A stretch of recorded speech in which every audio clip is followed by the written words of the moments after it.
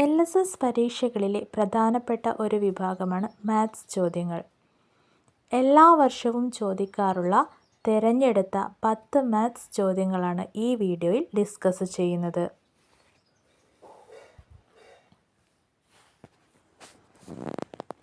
ഒന്നാമത്തെ ചോദ്യം, ഒരു സംഖ്യ ആ സംഖ്യയുടെ കൂടെ 5000 കൂട്ടിയപ്പോൾ 10000 കിട്ടി. സംഖ്യ ഏത്? ഒരു സംഖ്യ ആ സംഖ്യയുടെ കൂടെ 5000 കൂട്ടിയപ്പോൾ 10000 കിട്ടി എങ്കിൽ സംഖ്യ ഏത്? ആദ്യം കൂട്ടിയപ്പോഴാണ് 10000 കിട്ടിയത്. അതുകൊണ്ട് 10000 മൈനസ് 5000 സമം 5000 എന്ന് കിട്ടും. പിന്നീട് ആ സംഖ്യ 2 പ്രാവശ്യം കൂട്ടിയപ്പോഴാണ് ഈ 5000 കിട്ടുന്നത്. അതുകൊണ്ട് 5000ൻ്റെ പകുതി കണ്ടുപിടിക്കണം. 5000ൻ്റെ പകുതി കണ്ടുപിടിക്കാൻ 5000നെ 2 കൊണ്ട് ഹരിക്കുക.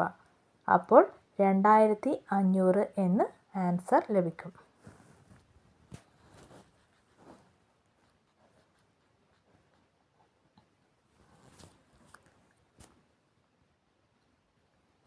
രണ്ടാമത്തെ ചോദ്യം, 4 അക്ക സംഖ്യയിലെ ഏറ്റവും വലിയ ഒറ്റസംഖ്യ.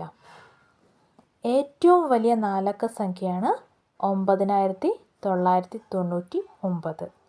അത് ഒറ്റസംഖ്യ ആയതുകൊണ്ട് തന്നെ 4 അക്ക സംഖ്യയിലെ ഏറ്റവും വലിയ ഒറ്റസംഖ്യ എന്ന് പറയുന്നത് 9999 ആണ്.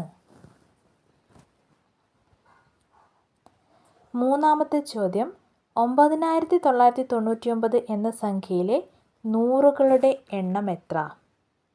ഈ സംഖ്യയിലെ 9999 ഒന്നുകളും 999 പത്തുകളും 99 നൂറുകളും 9 ആയിരവുമാണുള്ളത്.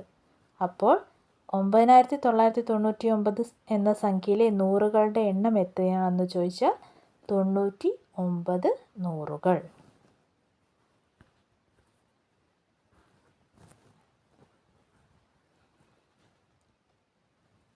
നാലാമത്തെ ചോദ്യം, ഒറ്റയാൻ ആരെന്ന് കണ്ടുപിടിക്കാനാണ്. 891, 621, 729, 721 എന്ന 4 സംഖ്യകൾ തന്നിട്ടുണ്ട്. അപ്പോൾ ഇതിനെന്തെങ്കിലും ഒരു പൊതുവായ പ്രത്യേകതകൾ 3 കാണും. അതായത് 891 എന്ന സംഖ്യയെ 9 കൊണ്ട് ഹരിച്ചാൽ 99 ലഭിക്കും. 621നെ 9 കൊണ്ട് ഹരിച്ചാൽ 69ഉം 729നെ 9 കൊണ്ട് ഹരിച്ചാൽ 81 കിട്ടും. അപ്പോൾ 720 ഒറ്റയാൻ. ഏറ്റവും വലിയ 4 അക്ക സംഖ്യയും ഏറ്റവും വലിയ 3 അക്ക സംഖ്യയും തമ്മിലുള്ള വ്യത്യാസം എത്ര? ഈ ചോദ്യത്തിൽ ഏറ്റവും വലിയ 4 അക്ക സംഖ്യ 9999ഉം ഏറ്റവും വലിയ 3 അക്ക സംഖ്യ 999ഉമാണ്. അപ്പോൾ 9999 മൈനസ് 999 സമം 9000 എന്ന് ആൻസർ ലഭിക്കും.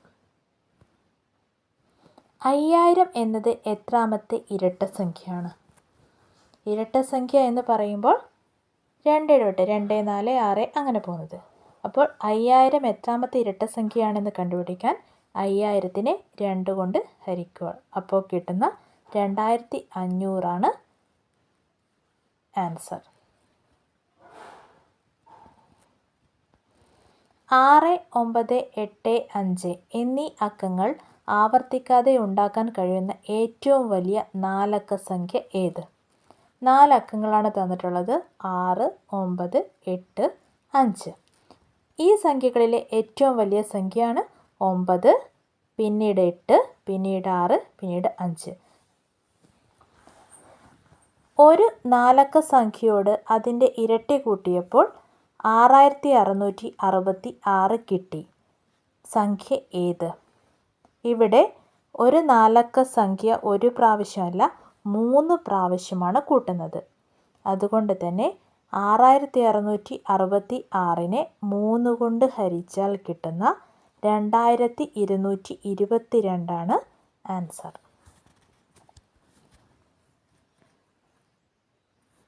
അച്ഛൻ ജനിച്ച വർഷം 1978, മകൻ ജനിച്ച വർഷം 2008 എങ്കിൽ അച്ഛനും മകനും 2020 എത്ര വയസ്സാകും?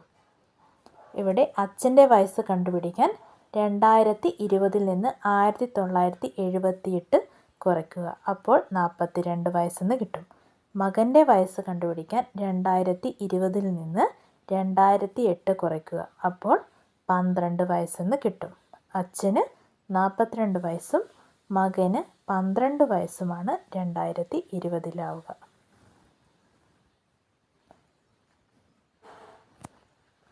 ഒരു മണിക്കൂർ എത്ര സെക്കൻഡാണ്? ഒരു മണിക്കൂർ എന്ന് പറയുന്നത് 60 മിനിറ്റ് ആണെന്ന് എല്ലാവർക്കും അറിയാം. അതുപോലെ തന്നെ ഒരു മിനിറ്റ് എന്ന് പറയുന്നത് 60 സെക്കൻഡ് ആണെന്നും എല്ലാവർക്കും അറിയാം. അപ്പോൾ ഒരു മണിക്കൂർ എന്ന് പറയുന്നത് 60 × 60 = 3600 സെക്കൻഡാണ്. അപ്പോൾ ഒരു മണിക്കൂർ എത്ര സെക്കൻഡാണ്? 3600 സെക്കൻഡ്.